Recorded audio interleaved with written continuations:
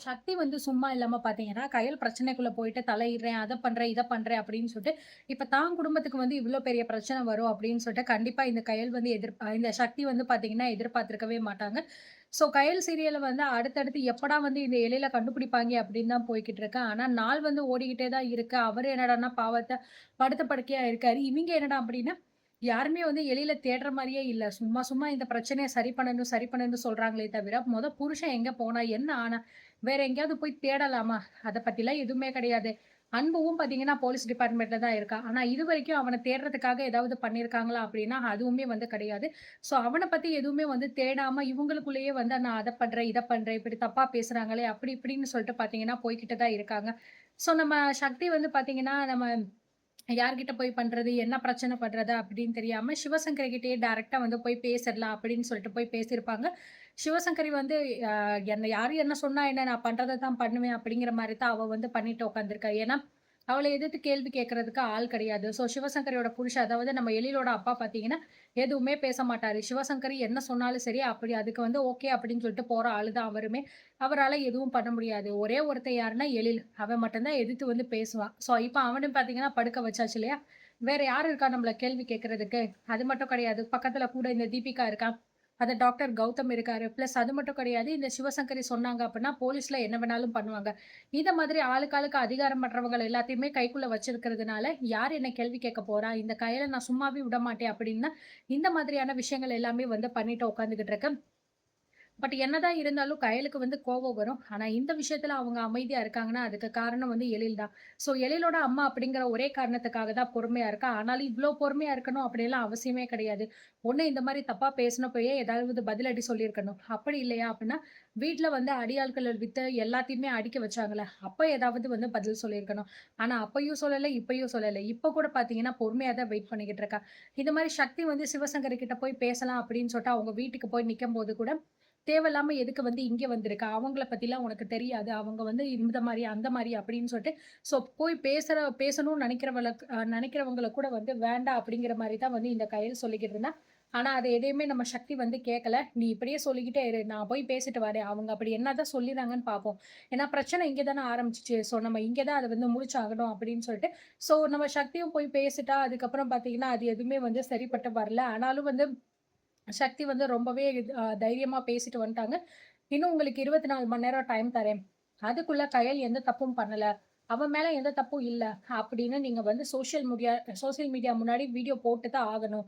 அப்படி இல்ல அப்படின்னா, நான் யாரு அப்படிங்கிறத உங்களுக்கு நான் காட்டுவேன். நான் என்ன பண்ணுவேன்னு நீங்க பார்ப்பீங்க." அப்படின்னு சொல்லிட்டு பயங்கரமா பார்த்தீங்கன்னா, பில்டப் விட்டு மிரட்டிட்டு எல்லாம் வந்து வந்துட்டாங்க.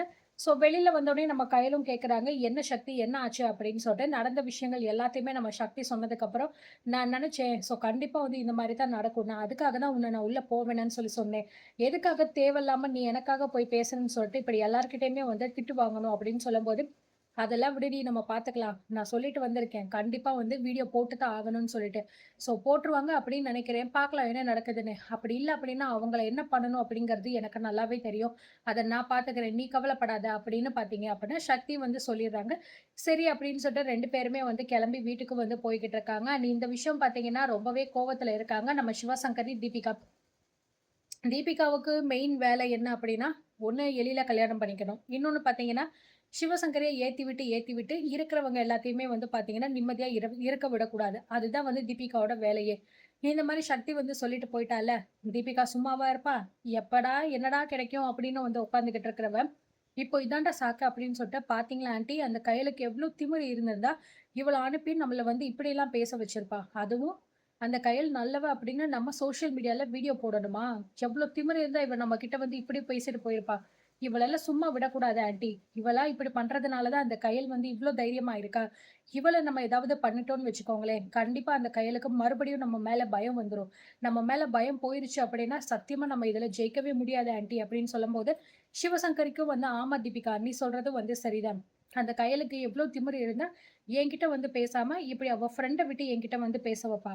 நிச்சயமா வந்து இவளுக்கு நம்ம யாரு அப்படிங்கிறத காட்டியே ஆகணும் அப்படிங்கிற மாரி சொல்றா. "நீ அந்த கௌதம்க்கு ஃபோன் பண்ணு" அப்படிங்கிற மாரி சொல்றாங்க. அந்த கௌதம்க்கு வந்து ஃபோன் பண்றாங்க. அந்த ஆளுமே வந்து பார்த்தீங்கன்னா, எப்படா கையில பழி வாங்கலாம்? எப்படா வந்து ஏதாவது அவள பண்ணிடலாம்? அப்படின்னு வெறியா துடிச்சு துடிச்சு உட்கார்ந்துகிட்டு இருக்கேன். ஸோ கௌதம்க்கு வந்து ஃபோன் பண்ணி வந்து வர வச்சுறாங்க வீட்டுக்கு. வீட்டுக்கு வந்த கௌதம், "என்ன மேடம்? எதுக்காக என்ன ஃபோன் பண்ணி வர சொன்னீங்க? என்ன விஷயம்?"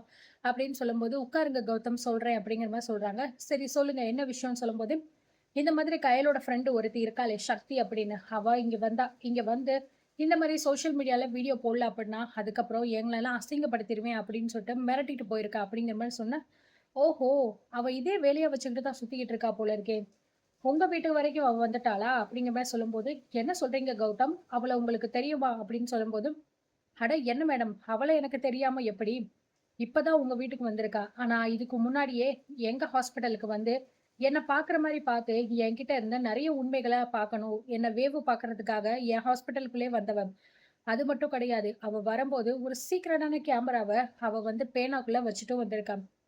எப்படியோ கடவுள் புண்ணியத்துல சிசிடிவி கேமரா மூலமா நான் அது எல்லாத்தையுமே வந்து பார்த்துட்டு, என்னென்ன பேசணுமோ அது எல்லாத்தையுமே அந்த கயல் கிட்ட அந்த சக்தி கிட்ட வந்து நான் பேசினேன். அப்படி இருந்துமே அவ இன்னும் வந்து அடங்காம உங்ககிட்டயே வந்து பேசுறாளா? பரவாயில்லையே! அப்படிங்கிற மாரி சொல்லும்போது, "என்ன கௌதம் இவ்ளோ விஷயம் நடந்திருக்கு. இத எதுவுமே நீங்க சொல்லலையே!" அப்படிங்கிற மாரி சிவசங்கரி சொல்றாங்க. அதெல்லாம் ஒரு விஷயமே இல்ல மேடம். அவள என்ன பண்ணணுமோ அத நான் பார்த்துக்கிறேன்.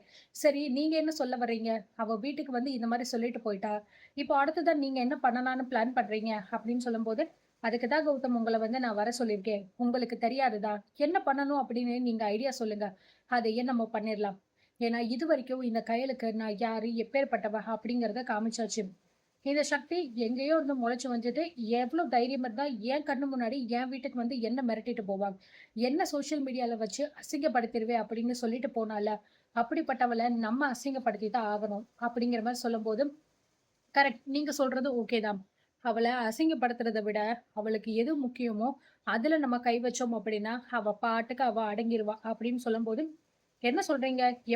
எனக்கு ஒன்னும் புரியலையே" அப்படின்னு பார்த்தீங்கன்னா, தீபிகா சொல்றாங்க. வேற என்ன இருக்கு? அவளோட குடும்பம் தான். நான் அவ குடும்பத்த பத்தி ஏற்கனவே விசாரிச்சு வச்சேன். அவங்க குடும்பத்துல ஆம்பளைங்கன்னு யாருமே கிடையாது. இந்த சக்தி, அவங்க அம்மா, அவங்க அண்ணி, அப்புறம் பார்த்தீங்கன்னா 2 தங்கச்சிக, ஒரு சின்ன கைக்குழந்தை. இவ்ளோதான். இதுதான் அவளோட குடும்பம். அப்படின்னு சொல்லும்போது, ஓஹோ! அப்படியா? ஆம்பளைங்க யாருமே இல்லாத குடும்பத்துல தான் இந்த சக்தி இருந்தாளா? இப்படி இருந்துகிட்டு இவ இவ்ளோ திமிராவா இருந்துகிட்டு இருக்கா? அப்படின்னு சொல்லும்போது, ஆமா. அப்படிப்பட்டவங்கள நம்ம எந்த சைட்ல போயிட்டு அவங்கள அடிச்சு அவங்கள மிரட்டுனா, இவ அடங்குவா அப்படிங்கிறது நமக்கு தெரிஞ்சுச்சு இல்லையா? ஸோ அந்த ரூட்ல நம்ம வந்து போலாம். அப்பதான் எந்த பிரச்சனையும் இல்லாம இது சுமூகமா முடியும். இதுக்கப்புறம் இந்த சக்தி நம்ம பாதைக்குள்ள வரவே மாட்டா. ஏன்னா நான் சொல்றது சரிதானே மேடம்? அப்படின்னு பார்த்தீங்கன்னா, கௌதம் சொல்லும்போது, சூப்பர் கௌதம். நீங்க சொல்றது கரெக்ட் தான். அதுக்கு தான் நான் உங்கள வந்து ஃபோன் பண்ணி வர வச்சேன். நீங்க சொன்ன மாதிரி நம்ம எல்லாத்தையுமே வந்து பண்ணிரலாம். இதுக்கப்புறமும் இந்த சக்தி நம்ம பக்கம் தல வச்சு படுக்கவே கூடாது.